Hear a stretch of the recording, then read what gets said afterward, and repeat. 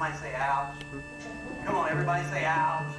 I mean, that hurts a little bit, doesn't it? I mean, that's stepping on me.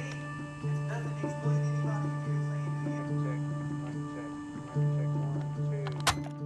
I remember us sitting, Greg, in Pastor Randy's house with just a few of us with a dry erase board type. Was it a dry erase board? Or might have been, I'm not sure if dry erase boards were back then. It might have been just a chart paper or something leaned up. And we were trying to make the decision whether we should leave Bashaw Elementary and go to Freedom. But they were building a new school. Yeah.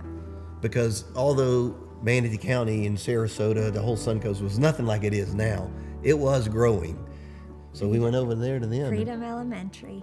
Freedom Elementary. It's a good school to us. Went from one cafetorium to a bigger cafetorium. Yeah, but it felt like we were in the was an Amelie upgrade. Arena. Because it was like a brand new school. Yeah. Wasn't it brand new? It was brand new. And it was big. Yeah. When we moved into it. It felt big. huge. Oh, I remember actually being very nervous about it because I was like, I don't know if people are going to come. Like, well, because Bashaw to Freedom Elementary School, it's probably 5 miles or so. It's We were nervous. We had so many meetings about whether we should move or not. There was excitement, there was nervousness. For me, again, never being part of a church before, to see just the expansiveness. It just suddenly went from this to this. I mean, I remember in Freedom, that's when I first started serving in our Bay Pro team, doing production stuff. And so we got to take out all the chairs for the students to eat lunch and then put in all the chairs for service. And we were always there, no matter what. I mean, they instilled in us hard work for sure. And then, like, we always went to church, and my parents always made a point, like, hey, we're at church as a family. We're going to attend a church service together. We're going to be here. So we started to grow. We started to see more people just from the community that was being built. Yeah. Start to say, hey, I've got a gift. Could I use it? like you said, people started owning the church. They're leading a group and becoming leaders, and so it got deflected from Amy and I doing it all to where the church was really just being the church with one another. And then we started finding out that there would be needs of people in our church, and their group was taking care of it. And so by the time we started to help on the meal train or go to the hospital, they were like, oh, our group's already here and we're taking care of it. I was like, oh man, yes, that you could just feel the health of the church there. Another lady and I started a small group called Feed the Need, and we were taking meals to families that had been in the hospitals or had had children, had births, or if there had been a death in the family. Amy was actually doing that by herself when I first met her, and it was so humbling to think, here she is with 3 small little boys and pregnant. So that was one of our first small groups, and it was the first one I was involved in. I don't think we can get bigger than we're ever able to reach somebody. I don't care how many people there are.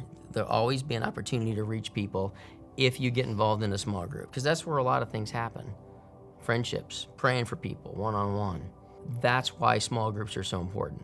It was amazing, and the Lord knew that we were going to have the right people, and the team was going to have to be able to support the growth that God was about to bring. Hey,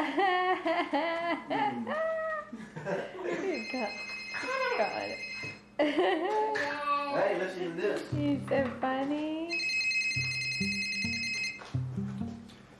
Bayside Community Church, this is Randy. Hey, Jenny, how you doing? Pretty quickly, man, things started to pick up because I remember getting into Freedom, and pretty quickly after being in Freedom, having to have the conversation of, we're outgrowing this already, so hey, we got it, what do we do? So we had to add another service. And then that second service turned into a third service, and we literally started talking about it. And so we added, of course, Saturday night services, which was kind of a new thing that nobody was really doing. 7 days a week we were there. Classes, school Monday through Friday, Saturday night service, and then service on Sunday. And then Wednesdays, worship Wednesdays as well. It sucked. Honestly, it was a lot. It was a lot. We were always there. Yeah, we lived there. I mean, more than our house. And you were real concerned because I mean, every step was a baby step of like faith and okay, God, here we go. Are you going to provide enough volunteers? But it was years that we were at Freedom just dealing with the pressure of a growing church and trying to find some kind of parcel that we could eventually grow into and honestly, and to afford.